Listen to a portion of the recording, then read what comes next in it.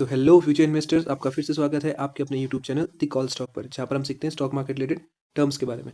तो आज मैं स्टार्ट करूंगा नया टॉपिक, यानी कि नया एक सीरीज़ है कैंडल स्टिक्स पर, जिस पर मैं सारे जो कैंडल स्टिक्स हैं, चार्ट पर जो फॉर्मेशन होता है कैंडल स्टिक्स का, वो सारे मैं कवर करूंगा और उनकी साइकोलॉजी भी आपको समझाऊंगा कि साइकोलॉजिकली वो कैसे बनते हैं। ठीक है, तो स्टार्ट करते हैं। आज हमारा जो पहला टॉपिक रहेगा वो होने वाला है हैमर पर, यानी हथौड़ा जो मार्केट में है, यानी स्टॉक मार्केट का हथौड़ा किसे कहेंगे आप। ठीक है, थॉर का हथौड़ा नहीं, स्टॉक मार्केट का हथौड़ा। ओके, तो बात करते हैं हैमर की।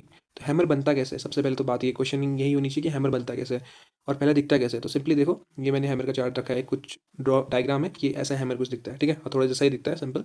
अब बताते हैं कि इसके पीछे की साइकोलॉजी क्या है, कि हैमर बनता कैसे है। तो सबसे पहले, इससे पहले आपको आना चाहिए कि कैंडल्स रेड और ग्रीन कैसे बनती है, वो भी मैं आई बटन पर लिंक दे रहा हूँ, सिंपली क्लिक करके आप देख सकते हैं। सारी चीज़ें मैंने बताई हुई है, सब चीज़ें कवर की हैं। ठीक है, तो सिंपली मैं थोड़ा बहुत आइडिया बेसिक से फिर भी यहाँ पे दे देता हूँ कि जैसे मार्केट हमारा जो ओपन होता है, मार्केट होता है 9:15 पे ओपन। ठीक है, और क्लोज होता है 3:30 पे।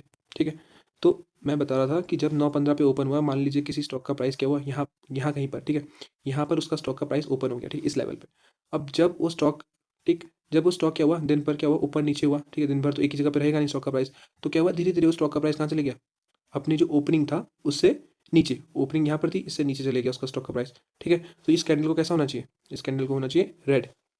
ठीक है, ये मैंने आपको बताया है पहले से कि कैंडल कैसी होगी, रेड कैंडल होगी अगर वो अपने ओपनिंग प्राइस से, अपने ओपनिंग प्राइस से कहाँ जा रही हो, नीचे क्लोज हो रही हो। ठीक है, मान लेते हैं अभी क्लोज नहीं हुई है 9:15 से, मतलब 1 बजे के आसपास, 2 बजे के आसपास जो भी नीचे गई।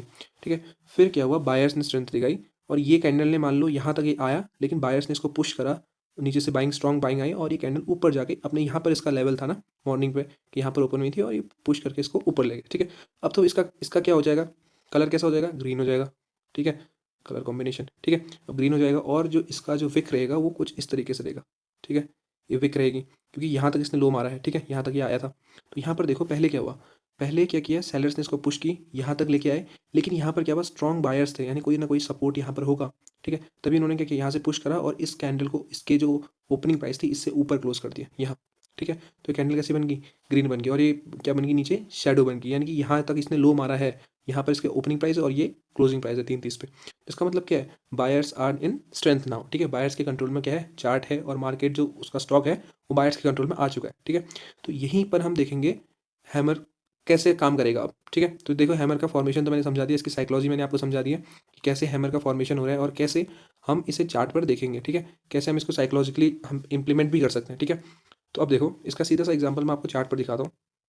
और सबसे पहले तो यहाँ पर देख लो, डाउन ट्रेंड है।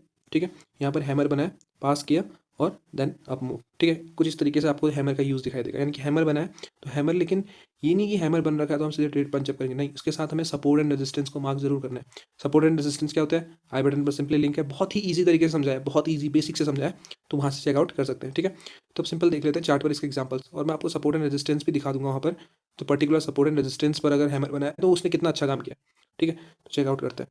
तो सबसे पहले देखो, यही इसी चार्ट पर देखते हैं। तो इसी चार्ट पर देखो, सबसे अच्छा मुझे हैमर का एग्जांपल कहाँ पर दिख रहा है, कुछ यहाँ पर दिख रहा है, दिख रहा होगा आपको भी। ठीक है, एक बार मैं जूम कर देता हूँ। देखो, यहाँ पर आपको दिख रहा है सबसे अच्छा एग्जांपल। ठीक है, यहाँ पर सबसे पहले तो क्या है, सेलिंग आ रही है, यानी स्टॉक का प्राइस गिर रहा है। ठीक है, सेलर्स कंट्रोल में, इसका मतलब। फिर लेकिन यहाँ पर क्या हुआ, इन्होंने सेलर से नीचे यहाँ तक तो लेके आए उसको, लेकिन बायर्स ने उसको कहाँ, ऊपर, ऊपर क्लोज कर दिया यहाँ। ठीक है, अब ये कलर मैटर नहीं करता है कि ग्रीन बने रेड बने, बस आपको समझ में आना चाहिए कि हैमर बना हुआ है और उसके पीछे की साइकोलॉजी क्या है। ठीक है, तो देखो जैसे यहाँ पर हैमर बना, उसके बाद स्ट्रेंथ आई मार्केट में, एंड देन यहाँ तक स्टॉक का प्राइस छू गया। ठीक है, अब यहाँ पर देखो, खाली अगर हमें हैमर दिख रहा है तो हम ट्रेड ले लें क्या, यहाँ पर देखो, यहाँ पर भी तो हैमर दिखा है हमको, यहाँ पर भी ट्रेड लेना चाहिए था। ठीक है, हालांकि यहाँ पर भी थोड़ा सक्सेसफुल रहा है, लेकिन हर जगह ऐसा कुछ काम नहीं रहता है। पर्टिकुलर आपको सपोर्ट एंड रेजिस्टेंस मार्क करना ही पड़ेगा, सपोर्ट एंड रेजिस्टेंस पर ही ये कैंडलस्टिक काम करती है, वरना बीच में तो बनते रहती हैं चीज़ें। तो कैसे हम सपोर्ट एंड रेजिस्टेंस मार्क करें, तो आई बटन पर तो सिंपली लिंक मिलेगा ही मिलेगा आपको इनका। और मैं अभी थोड़ा बहुत बेसिक भी समझा देता हूँ। यहाँ पर देखो, सपोर्ट का काम क्या कौन कर रहा है, ये लाइन देखो, यहाँ पर ये लाइन अगर मैं हॉरिजॉन्टल लाइन, तो यहाँ पर आपको ईजिली दिख जाएगा। ठीक है, और सबसे पहली बात, सपोर्ट एक जोन होता है। ठीक है, कोई लाइन पर्टिकुलर से डिफाइन नहीं कर सकती सपोर्ट को, एक जोन हम बना देते हैं इस तरीके से। ठीक है, अब ये देखो, इसका प्रीवियस जो है, प्रीवियसली भी हम एक्सटेंड करेंगे तो यहाँ से हमें मिल के आया सपोर्ट। मैंने बताया ना, 2 स्विंग्स आपको मिनिमम चाहिए। हाँ, तो ये देखो, यहाँ पर से इसने क्या क्या टप्पा खाया है, यानी कि जो सपोर्ट होता है वो एज ए रेजिस्टेंस काम करता है।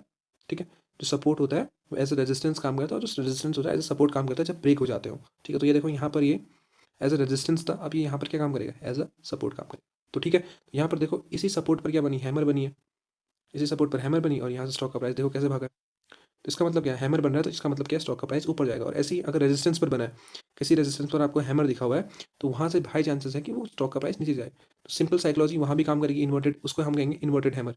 ठीक है, इन्वर्टेड हैमर कैसे, देखो हैमर कैसा होगा, उल्टा बना हुआ, इन्वर्टेड मतलब कुछ इस तरीके से बना होगा। तो इसका मतलब क्या है, बायर्स ने पुश किया ऊपर तक, लेकिन यहाँ से क्या हुआ, सेलर्स हावी हो गए और सेलर्स ने उसको नीचे खींच के यहाँ क्लोज कर दिया।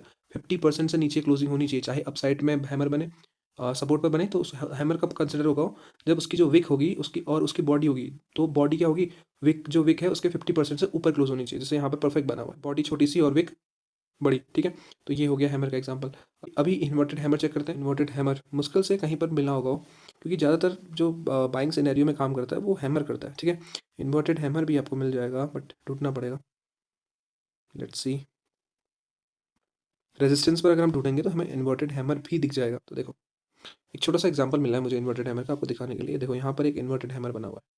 ठीक है, तो यहाँ पर देखो इन्वर्टेड हैमर बना हुआ है, इसका मतलब क्या है, स्टॉक का प्राइस नीचे जाएगा और गया भी है, लेकिन यहाँ से उठा क्यों, क्योंकि यहाँ पर क्या है, सपोर्ट है, सपोर्ट एरिया है यहाँ पर ही, दिख रहा होगा आपको। ठीक है, पीछे अगर बैक पे दिखा दूंगा तो पीछे भी सपोर्ट का ही काम कर रहा होगा एरिया पूरा। ठीक है, बैक टेस्ट करोगे तो सपोर्ट एंड रेजिस्टेंस ड्रॉ करना मैंने आपको बताया हुआ है। आप इजीली कंसिडर कर सकते हो कैसे सपोर्ट एंड रेजिस्टेंस ड्रॉ किए जाते हैं, सिंपली लिंक्स आपको मिल रहे हैं। ठीक है, तो देखो यहाँ पर देखो एज अ सपोर्ट काम करा, क्यों करा, क्योंकि यहाँ पर ये एज अ रेजिस्टेंस काम करा था, तो जब ये टूटा तो एज अ सपोर्ट ही काम करेगा। ठीक है, ये हो गया। तो यहाँ पर देखो, यहाँ पर सपोर्ट था इसलिए यहीं तक आया, और यहीं से क्यों गिरा, क्योंकि यहाँ पर क्या था, एक रेजिस्टेंस था। अब रेजिस्टेंस दिखाओ बोलोगे, रेजिस्टेंस देखो यहाँ पर है, ये देखो है ना रेजिस्टेंस, यहाँ एक स्विंग, एक स्विंग, दो स्विंग, कितने स्विंग कर पाए, तो यहाँ तो थोड़ा ऊपर गया, यहाँ पर नहीं मान सकते, लेकिन यहाँ पर फिर वही काम किया इसने। तो हैमर वहाँ पर भी वहीं पर काम करता है जहाँ पर क्या हो, सपोर्ट एंड रेजिस्टेंस हो, सपोर्ट और रेजिस्टेंस मेन होता है। ठीक है, उस पर ही कैंडलस्टिक काम करेगी, वहाँ पर काम करेगी, लेकिन एक्यूरेसी ज़्यादा वहाँ पर होगी सपोर्ट एंड रेजिस्टेंस पर। तो आई होप आपको समझ में आया होगा इन्वर्टेड हैमर, ठीक है, और नॉर्मल हैमर पे। तो सिंपल कैंडलस्टिक कैसे बनती है, मैंने उसकी साइकोलॉजी आपको समझा दी है, सारी चीज़ें समझा दी है। अगर फिर भी आपको कोई डाउट है तो आप नीचे कमेंट कर सकते हैं। ठीक है, लाइक कीजिए चैनल को और इसको सब्सक्राइब कर देना। ठीक है, ताकि नई वीडियोज़ आपको मिलते रहे। तब तक के लिए ओके बाय।